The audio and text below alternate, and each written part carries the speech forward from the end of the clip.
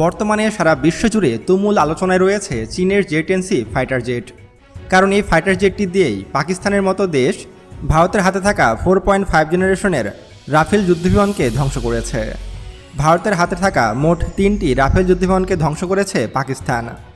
মূলত পাকিস্তান তাদের হাতে থাকা চীনের তৈরি জে-10C ফাইটার জেটের সাথে PL-15E মডেলের মিসাইল দিয়ে এই কাজটি করেছে।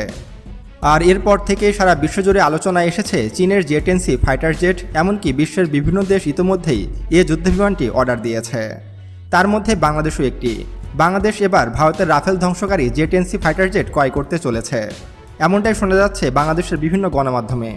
বাংলাদেশ মূলত চীনের কাছ থেকে কয়টি জে-10C ফাইটার জেট ক্রয় করবে এবং এই জে-10C ফাইটার জেট আসলে আকাশ শক্তিতে কতটা শক্তিশালী এবং বাংলাদেশ চীনের জে-10C ক্রয় করাতে ভারত কেন আপত্তি করতে পারে সে সম্পর্কেও বিস্তারিত আলোচনা করা হবে আজকের ভিডিওতে।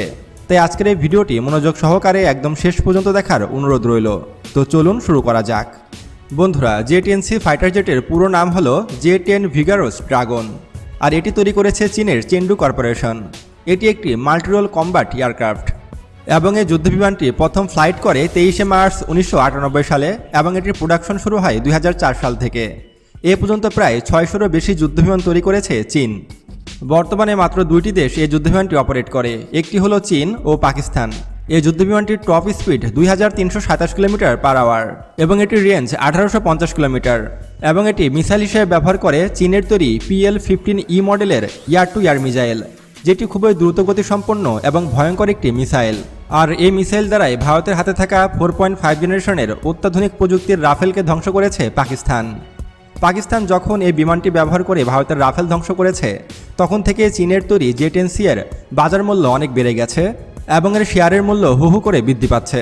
অন্যদিকে বিশ্ববাজারে দাম কমেছে ফ্রান্সের তৈরি রাফেলের। পাকিস্তানের হাতে যুদ্ধবিমান হারানোর পর থেকে সারা বিশ্বব্যাপী ফ্রান্সের রাফেল যুদ্ধবিমান নিয়ে আলোচনা চলছে, সমালোচনা চলছে, আর এই কারণে বিশ্ববাজারে দাম হারাচ্ছে রাফেল। এখন প্রশ্ন হলো, বাংলাদেশ যদি চীনের কাছ থেকে জে-10C ফাইটার জেট ক্রয় করে তাহলে এর সাথে মিসাইলের কম্বো হিসাবে কোনটি কিনতে পারে?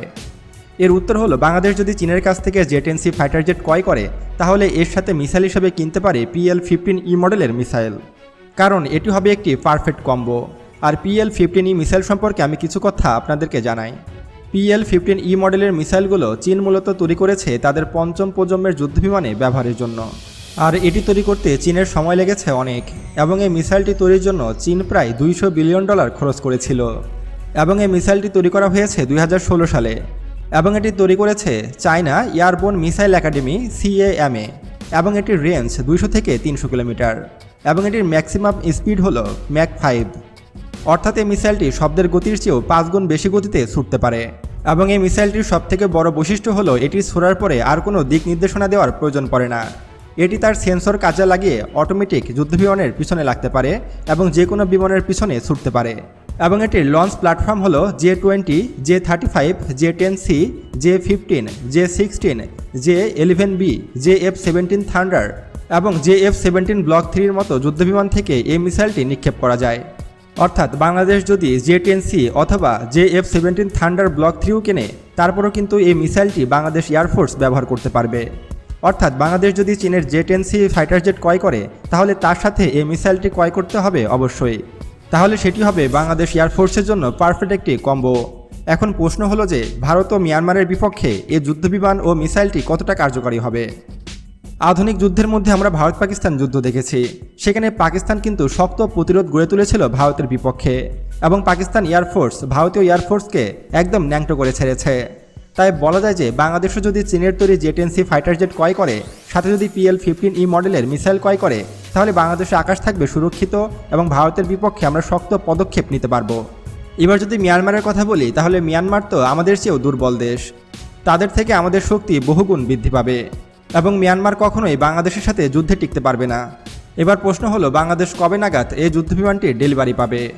এর উত্তর হলো, বাংলাদেশ যদি এখন জে-10C ফাইটার জেট অর্ডার করে তাহলে আগামী 2 থেকে 2.5 বছরের মধ্যেই সেটির ডেলিভারি পাওয়ার সম্ভাবনা রয়েছে।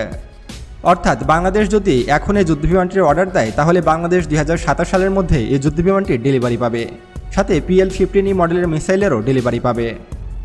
বন্ধুরা, সারা বিশ্বের সকল খবরাখবর সবার আগে পেতে এখনই আমাদের চ্যানেল সায়েন্স বিডিকে সাবস্ক্রাইব করুন এবং পাশে আসা বেল বাটনে ক্লিক করুন। আজকে এ পর্যন্তই। আল্লাহ।